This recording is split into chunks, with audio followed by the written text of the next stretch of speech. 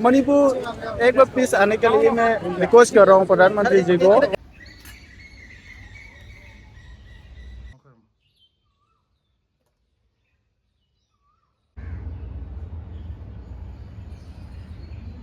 Ma'am हंदक पांथोक्लिबा Commonwealth Games Manipur gold medal लौरखिबी मीराबाई चनू सिल्वर लौरखिबा ऋषिकांता मणिपुर सरुक यारिबा प्लेयर मैम ओकनबना डीएमसीसी हाइदी Delhi Meitei coordinating committee Delhi airport अखोई ओपगी प्रोग्राम सिंजबने अदो प्रोग्राम असि यावननब अखोइजु लाक्चरी हौजिक मी फनायामदी यामे अखोई लाक्पीबो ओपगी थोरमजे अखोइ सि मैम फमगा गाइने सोंदन नुपीगे फमे असोंदन नुपा लेहौरे अदो पुंग मापन अदवाइदा यौरकनीना अखोई अदुमाइना हाइनबने अदुदुगी हौजिक नाइनरी मैम मखा ताबजे अदुम कनो तौजरके अपडेट तौजरके अदो हौजिक यामना मथा साबा पावमना अखोइगी कनोदा ओपगी थोरमजे एयरपोर्ट मनुंगदा तौजेना तौरमबदो टिकेट का लोइन ककननबना तयारी तौनरिङैदा मीजे अनि हुमदे हेना चंगबे यारोयना हाइरकपदगी लाकपा मिदी अखोइ मयाम यामबनिना कमाइन तौजिगे मी कुंथ्रागी मथक्ते हेना लाकपनिना कमाइन तौजिगेना अखोइजे हुजिक खनरी मथा कितंग सारी याम नुंगाइजरे ngasi अखोइ मणिपुरदगी अखोइ मयाम पुमनमक मीराबाईबु ओकननबाइना अखोइ टर्मिनल 3 दा अखोइ गाइदना लेरे वीआईपी वीवीआईपी की थोलकफमदा लेरे मणिपुर की अखोइ डीएमसीसी की टीम यौरक्तना लेरे अदगी आइगी पुनबा मार्शल आर्ट की टीम यावदना लोइ लेरे मयाम पुमनमक गाइदना होजि एकता हौ हौ लाउना गाइना लेरे मयाम सिमगाइरे होजि अखोइगी यामना नुंगाइबा मतम सिदैदा ngasiगी हराउबा करी हैना हाइदोना याम हराउबा नुमिन हाइतारे इंडिया की प्राउड होइना मोइना ngasi अखोइगी प्लेयर मयाम जिंगसिना अचीवमेंट लौरा लाखपसिदैदा अखोइगी तरफतसि माइगैदगिसु यामना नुंगाइना फोंदोकचरियाना आई थमजनिंगे असिगी अखोइगी यामना याइफरबा नुमितसिदा अदुम्बा अखोइगी इरैचासिंगना मालेमगी थाकता चत्तुना मेडल लौरगा लाखपसिदा अखोइ इरैचा मयाम पुनमक डीएमसीसी की टीम अमदी लैमिनरेबा अखोइ इरैचा मयाम दिल्लीदा लैबा एनसीआर दा लैबा मयाम पुन्ना असी अखोइ ओक्चगनी हाइदुना अखोइना समलबा अखोइ खुदोन खरा तौरगा अखोइ इरैचासिंगसिदमक्ता अखोइना गाइदुना ngasi लेप्तुना हौजिसिदा लैरे अदुगा यामना मरुओइना अखोइगी लमदमसिदा चाही अहुम हेना तंगु लैताद्रबा अदुम्बा यामना कैनो तौरबा फिबमसिदा बाउदा अखोइ लैबाकी अमदी मालेमगी थाकता सुमाइना अखोइगी होनरगा अखोइगी मेडल लौरगा गोल लौरगा लक्पा ngambase masi अखोइ अमरोमदा अखोइगी येंगो मतम याम पुंगनिंगसु नुंगसिबा अमदी यामसु थागनिंगाइनेना थमजगे अदुना लेबाक म्यामसु अखोइगी ngasi अखोइ तौजरिबा चमलबा थौरमसिदा अखोइगी इरैचासिंगसिना सानबगी अखोइ मालेमगी थाकता मणिपुरगी ममिंगसे पुखलगा थंबा ngambase मखादसु मसिदे हेनबा तोरकपा ngamnaba मयाम चमना पुंगनिंग थौगनमिनसि अमदी अखोइना अंगम मतेंग पांगनिसि हाइना सुमाइना मयामदा थमजगे ngasi इरैचा मयामना अखोइगी मणिपुर की महूत सिलगा कनोदा ग्लेस्को दा सनबा कॉमनवेल्थ गेम्स दा सनबि इरैचा मयाम बो अखोइबा थमोइदगी इरैचा मयाम हाइनिंगाइ थागरा फोंदोकसरी अदो मयाम से मोइगी फ्लाइट से पुंग 8:05 दा लैंडिंग तवदो फ्लाइट ने दो पुंग अनि डिले तौरे दो बाउदा हजि मयाम से गाइरगा लैरी मोइ थोरकपा मयाम पुना गदो लेमिनारे अखोइगी वीआईपी गेट गाइ लैरे अना सी हेड नतोगा मयाम नु अपडेट तौजरके अदो मयाम इरैचा मयाम याइफमिनारे से गाइ लोसिनजरगे थैंक यू मैम असोंद चंग यारोइना तौरमबदो हौजिकती वीआईपी रोमदा थोलकनी हाइबदगी वीआईपी की मोइ गेट मपानदा गाइरजेना अखोइ मैम हौजिक लोइनमक तयारी तौरगा लैरबने लै परेंग पाइरगा हौजिक पूरा रेडी ने मैम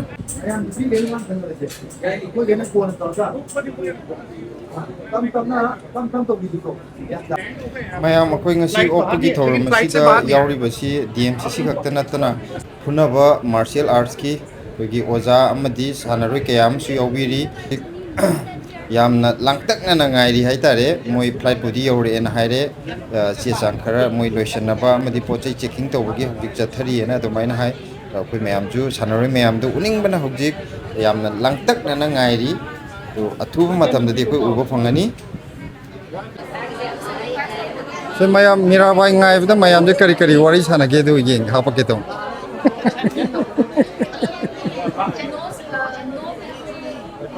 मैम मोइगे अतोपा अखोइगे साइगी कांगबु ओइदुरा मोइनी खरा मजु ओबुरी तंगदला है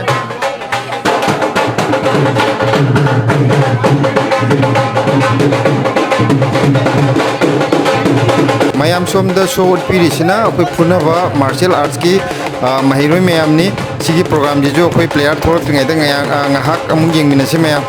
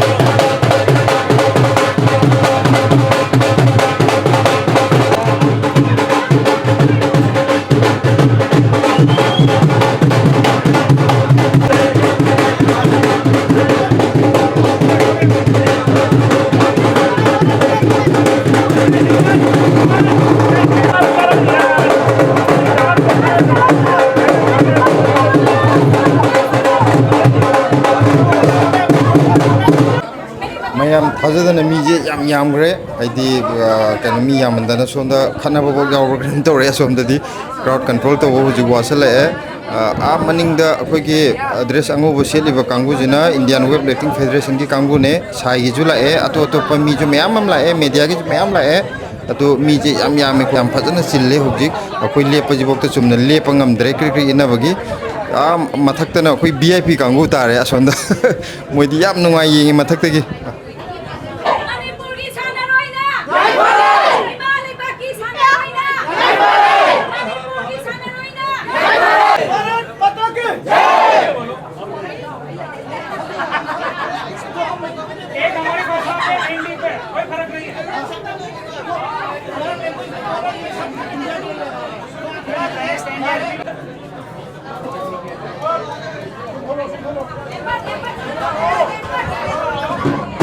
आईदी सोमदा मीरा भाई थोगला होइने हुरे तो फॉरेनर हम थोगले अस मादी फजना कनो तोरे अखोई वीआईपी ट्री में हम कनो द नुवाई चखरे हम जिदे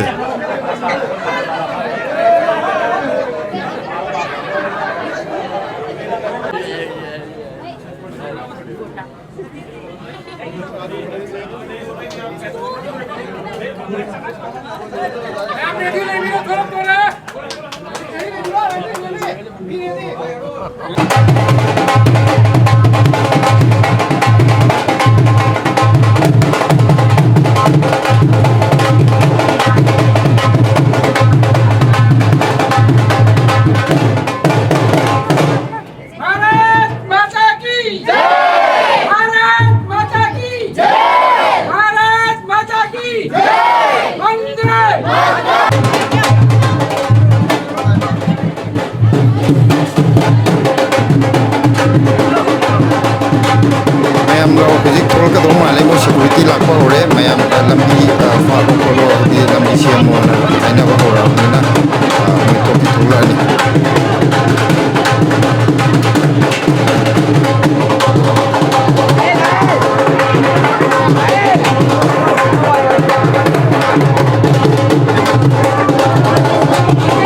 मैम हजिक जो ओइरमद्रे मीराबाई ओइरमद्रे मैम ओइदी मीराबाई थोला ओइनिंगरे अदु अतोप मी अमु थोले मोय प्लेयर जी मनुंग दि लैरबदि माले मनुंग दि लैरते मीराबाई ना मकोक थंगा कनो द मनुंग द परेंग ने मोइ लेपगा ngai ले होगी कोरली मी चिनमन दना सोदा होगी थोप यारोइ दो कनो तो होगी चिनमन बगी मोइ लंबी से कनो तो ना बना लंबी फागो ना सोदा याम कना मोइ कनो तो नरी बा तो तोल का जरूरत मैं मार ले रे ओम तो है तकरी दक्षिण रे जे मनिंग दगी ममांग दगी कोइ होगी लेपम बंगे तो रे मैं हमना मी नंबर जाऊ नंबर थबो कंगे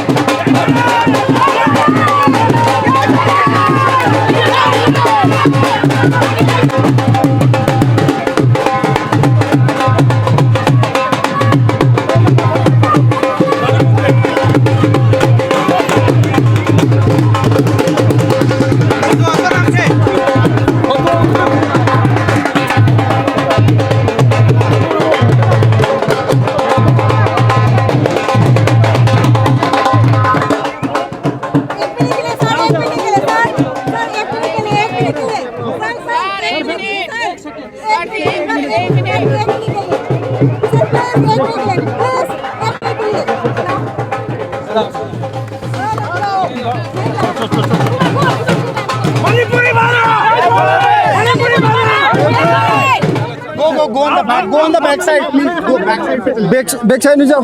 आप back side पे चले जाओ. Yam jatuh piro isu ka yam jatuh. पहले कैमरा हो रहा है फोटो नमो एक सेकंड कोई की बैनर तो करो बैनर दो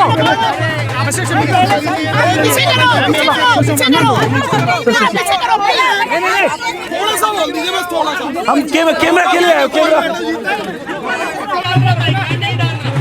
Mira bhai sanuna.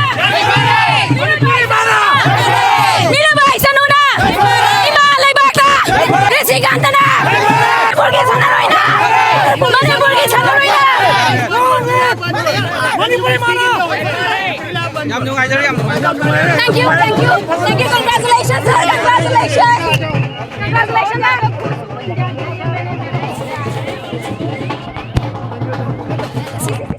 भैया भैया आप प्लीज ये तो मत कर दीजिए यार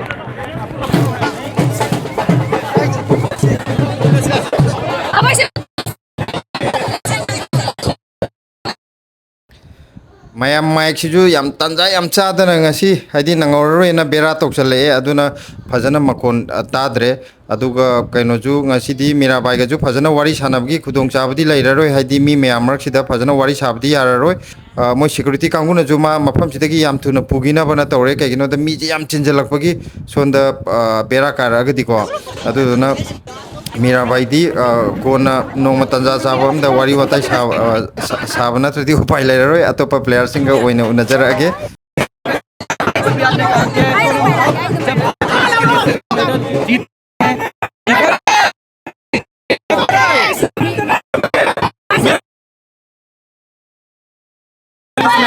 ब्रेक हुआ था अभी जो मैंने टारगेट है मेरा सपना है मैंने करके दिखाया और मैं बेटर करके दिखाऊंगा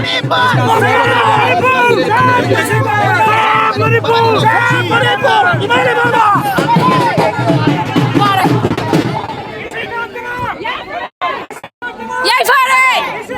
नहीं भी होगा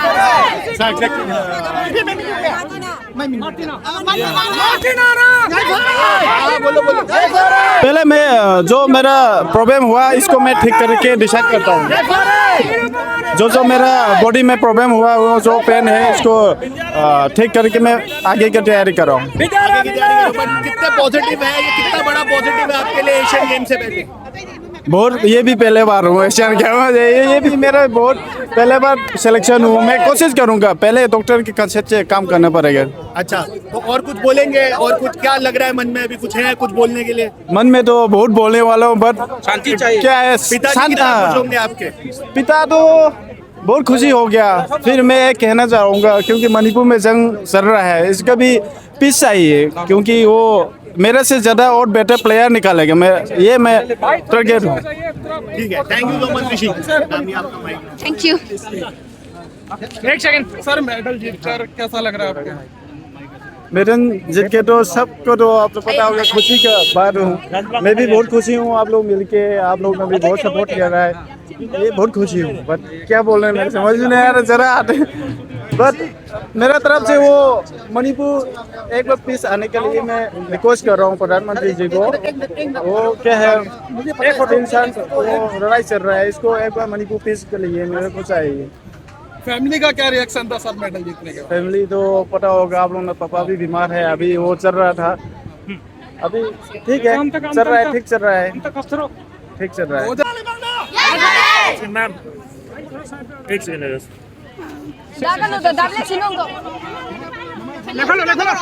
बिंदिया जी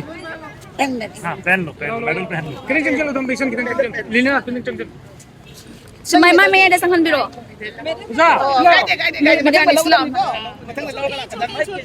मेरे को 1-2 क्वेश्चन बस तो ये भी तो ले रहा है बस कोई बात नहीं है कोई ये कंट्री के लिए आप मेडल जीते हैं और इतना ग्रैंड वेलकम के बाद कैसा फील हो रहा है? मैं अभी बहुत खुश है मतलब और अच्छा कर लूँगी ऐसे सब लोगों ने ऐसे वेलकम किया है बहुत अच्छा लग रहा है thank you so much. Coach Vijay sir के बारे में क्या बोलेंगे? इतने अच्छे से सबको ट्रेन करते हैं सब कुछ करते हैं। हाँ कोच तो सब कुछ ठीक है बढ़िया है। थैंक यू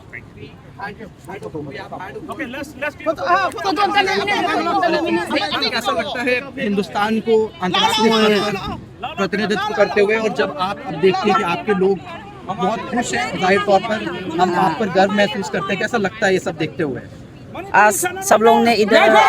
में ऐसे वेलकम किया है बहुत खुश लग रहा है ऐसे गर्व का फील हो रहा है। अपनी तैयारी के बारे में बताइए और कितनी लंबी तैयारी रहेगी, इसके बाद आप क्या होगा?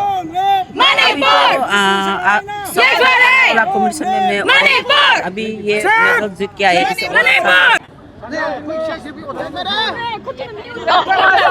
sorry thank you congratulations again well done Manipur team well done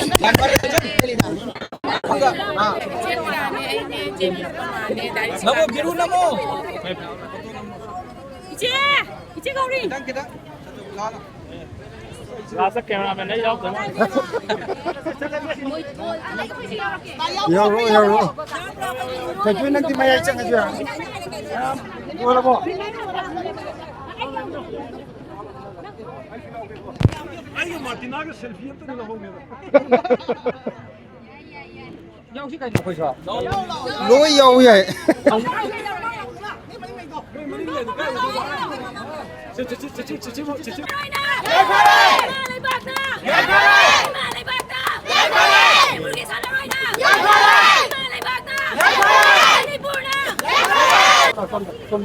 Mojik disikan tu jom mulai, soalnya saya kau lupa macam lu ni mira wadi objek cakre ko, adi pura cakre,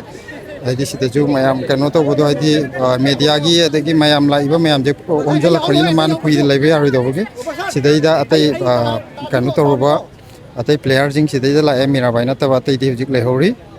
mayam ka foto kami na ba wadi watai sana bogi ngah situ ida.